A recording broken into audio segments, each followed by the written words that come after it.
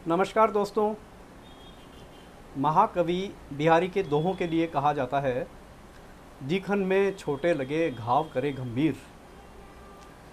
Foreign contribution regulation amendment act 2020 के संदर्भ में यह बात सत्य सिद्ध प्रतीत होती है कि उसके सिर्फ 13 पॉइंट्स का वो अमेंडमेंट था, लेकिन मेरा तात्पर्य यहाँ घाव से किसी चोट का न समझा जाए, वरन कि कभी किसी बड़ी बीमारी को दूर करने के लिए छोटा मोटा चीरा भी लगाना ही पड़ता है। आप उस संदर्भ में भी इसको ले सकते हैं। तो आज हम चर्चा करेंगे कि section 17(1) of this amendment act, जो स्टेट बैंक ऑफ इंडिया की डेजिग्नेटेड ब्रांच में अकाउंट खुलाने की बात थी, उसके लिए आज FCRA डिपार्टमेंट ने एक पब्लिक नोटिस जारी किया है और उसको उन्होंने नाम दिया है procedure to open and operate this account. तो इसकी खास बातों पर आज हम चर्चा कर लेंगे। यद्यपि अभी आप इस जल्दबाजी में मत रहिए कि अकाउंट आपका अभी खुल जाएगा। अकाउंट अभी खुलने वाला नहीं है, क्योंकि स्टैंडर्ड ऑपरेटिंग प्रोसीजर अभी इशू नहीं हुआ है। फिर भी आज की इस पब्लिक नोटिस से FCRA डिपार्टमेंट ने बहुत सारी बातें साफ की है, उसी पर हम आज चर्चा करेंगे। सबसे पहले नंबर 1, पहले पॉइंट में तो उन्होंने ये सेक्शन 17(1) जो है इसको रिप्रोड्यूस किया है। हम भी उस पर एक निगाह डाल लेते हैं। उसमें कहा गया है कि कोई भी, सरल शब्दों में बता रहा हूँ, एग्जैक्ट आप वर्बेटम इसको न लें, कोई भी NGO जो कि रजिस्टर्ड है FCRA डिपार्टमेंट के पास में, वो फॉरेन फंड रिसीव कर सकेगा स्टेट बैंक ऑफ इंडिया की किसी डेजिग्नेटेड ब्रांच में ही, किसी दूसरी ब्रांच में नहीं। तो स्टेट बैंक ऑफ इंडिया की वो डेजिग्नेटेड ब्रांच अभी कुछ दिन पहले नोटिफाइड हो चुकी है, न्यू दिल्ली मेन ब्रांच, जिसको हम आगे संक्षेप में NDMB के नाम से संबोधित करेंगे, 11 संसद मार्ग, नई दिल्ली। ये ब्रांच जो है वो उसके लिए नोटिफाइड हो चुकी है। इस नोटिफिकेशन, इस पब्लिक नोटिस में एक तो इस ब्रांच का डिटेल दी गई है, मैं आपको शेयर कर देता हूँ कि इसका ब्रांच कोड है 00691। ब्रांच कोड है 00691। इसका IFSC है SBIN 0000691। पुनः बताता हूँ, इसका IFSC कोड है SBIN 0000691।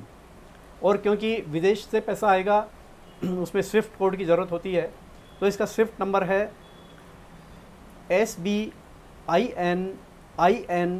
BB104।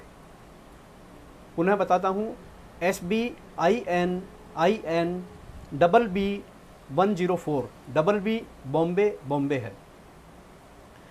तो ये इसकी ब्रांच की जो है वो क्रेडेंशियल्स हैं, जिसमें कि ये रिसीव करने के लिए फॉरेन फंड्स सभी NGO को अपना बैंक अकाउंट खुलवाना पड़ेगा। अब बात करते हैं कि ये जो सेक्शन 17(1) है, इसमें ये बताया, जैसे मैंने बताया कि रिसीव के लिए केवल ये एक ही अकाउंट होगा। इसमें प्रोविजो में कहा गया है, इसका फर्स्ट प्रोविजो है वो, इसमें कहा गया है कि वो NGO to keep and utilise एक FCRA अकाउंट और रख सकती है।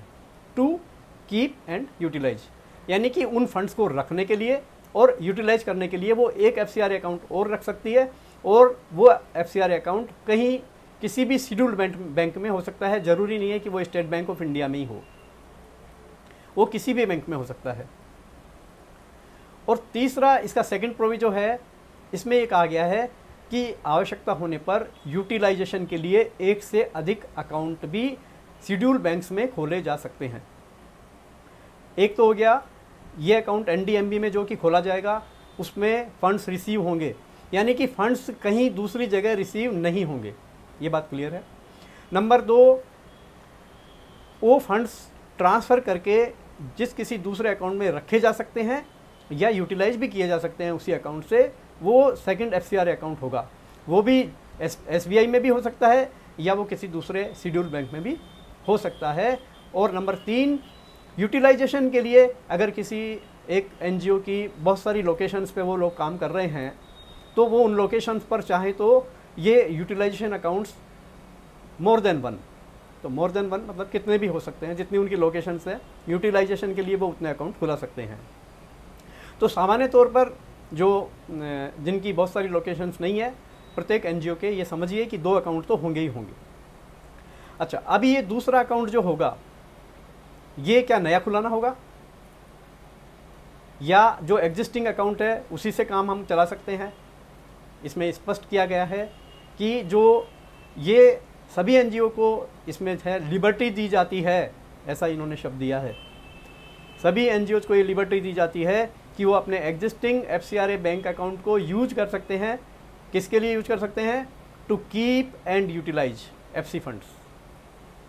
उसमें वो FC फंड्स रख भी सकते हैं और वो उसमें से FC फंड्स यूटिलाइज भी कर सकते हैं। वो FCRA का जो एग्जिस्टिंग बैंक अकाउंट है उसको डिसकंटिन्यू आप न करें, उसको ये कीप एंड यूटिलाइज के लिए काम में लें, भले ही वो SBI में हो या किसी दूसरी शेड्यूल बैंक में हो। स्टेट बैंक ऑफ इंडिया में जिन NGOs के अकाउंट है वो ये उनका प्रश्न रहता है कि क्या हमको पुनः एक बार अकाउंट खुलाना पड़ेगा? हाँ बिल्कुल, फंड्स रिसीव करने के लिए NDMB में आपको अकाउंट खुलवाना ही पड़ेगा। आपका जो एग्जिस्टिंग अकाउंट है वो फंड्स को रखने और यूटिलाइज करने के काम में आप चाहें तो ले सकते हैं। तो आप अपने जो एग्जिस्टिंग अकाउंट को जो NDMB में अकाउंट खुलेगा उससे लिंक करा सकते हैं ताकि उस रिसीव जिसमें हो रहा है NDMB में वहाँ से फंड्स आपके जो स्थानीय स्तर पर जो आपका एग्जिस्टिंग अकाउंट था उसमें ट्रांसफ़र होके आ सके। और इसी प्रोसीजर में एक बात ये भी कही गई है, एक राहत की बात है कि जो ये फंड ट्रांसफ़र होंगे उसके लिए कोई शुल्क चार्ज नहीं करेगा कोई भी बैंक आपसे। फंड ट्रांसफ़र NDMB वाले मेन अकाउंट से दूसरे अकाउंट्स में जब होंगे तो कोई चार्जेज नहीं लिए जाएंगे, न NDMB ब्रांच द्वारा और न रिसीविंग ब्रांच के द्वारा। इस तरह के आदेश जारी किए गए हैं। अभी इसमें हम आगे देखते हैं कि इस पब्लिक नोटिस के पॉइंट नंबर 6 और पॉइंट नंबर 11 उसको पढ़ने से कुछ लोगों को कुछ कन्फ्यूजन हो रहा है, तो हम उसके बारे में बात कर लेते हैं। ये कहा गया है कि ये NDMB में रिसीविंग अकाउंट आपको कब तक खुलाना होगा? तो वैसे तो ये है कि आपको पैसा अगर लेना है तो एज सून एज पॉसिबल आप खुलाएंगे, जैसे ही प्रोसीजर आता है तो आपको खुलाना चाहिए। लेकिन उसकी आखिरी तारीख इन्होंने दी है कि 31 मार्च 2021 तक वो बैंक खाता आप खुला सकते हैं। 31 मार्च 2021 तक न्यू दिल्ली मेन ब्रांच में NGO अपना खाता खुला सकते हैं। फिर पिछले वीडियो में मैंने ये बात बताई थी, ये खाता खुलाने के लिए किसी को भी नई दिल्ली जाने की आवश्यकता नहीं है। ये खाता खुलाने के लिए किसी को भी नई दिल्ली जाने की आवश्यकता नहीं है।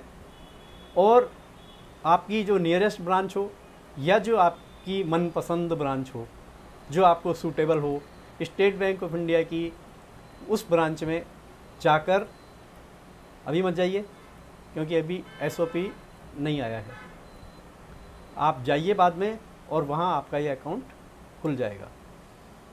उनको आप इंस्ट्रक्शन दे देंगे तो आपके उस अकाउंट से आपका एग्जिस्टिंग जो अकाउंट है वो लिंक हो जाएगा और उसके बाद में आप काम कर सकेंगे। तो लास्ट डेट है 31 मार्च 2021, एज सून एज पॉसिबल आप इसको खुला सकते हैं। पर ये पॉइंट नंबर 6 एंड 11 में को पढ़ने से एक कन्फ्यूज जो क्रिएट हो रहा है वो ये हो रहा है कि क्या खाता खुलाने से पहले या 1 अप्रैल 2021 से पहले हम अपने एग्जिस्टिंग FCRA अकाउंट में फ़ंड रिसीव कर सकते हैं?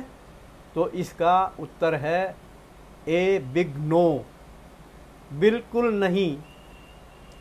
क्यों?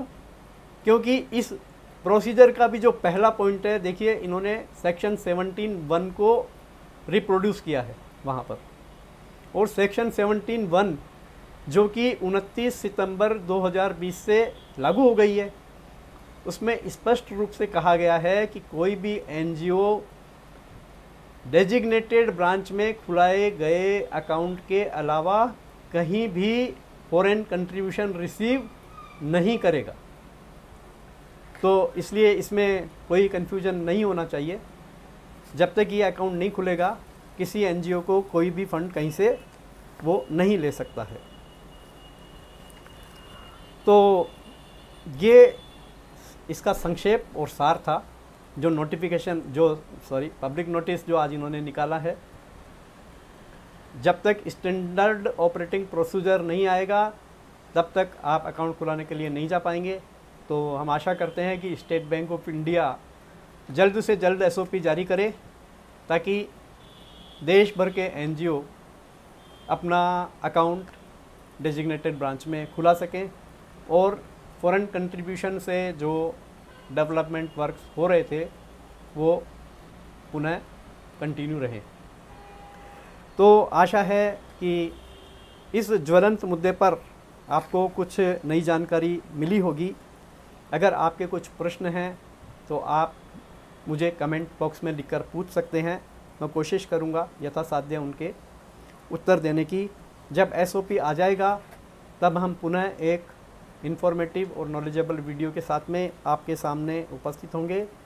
तब तक के लिए be careful and B prayerful also.